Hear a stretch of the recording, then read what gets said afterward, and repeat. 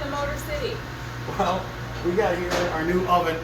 We're able to heat up and test spindle motors internally, or we can take motorized spindles and heat up the rotors so that they easily fit onto the shaft. So this is a pretty good sized motor.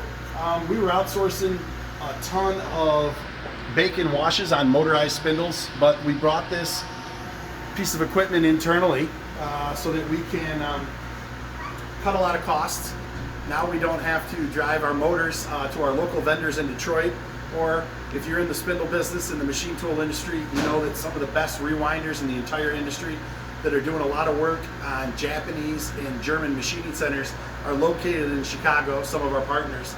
And although we love working with them and they do the best job in the industry, we're now able to bake and wash and test spindle motors here in the Motor City.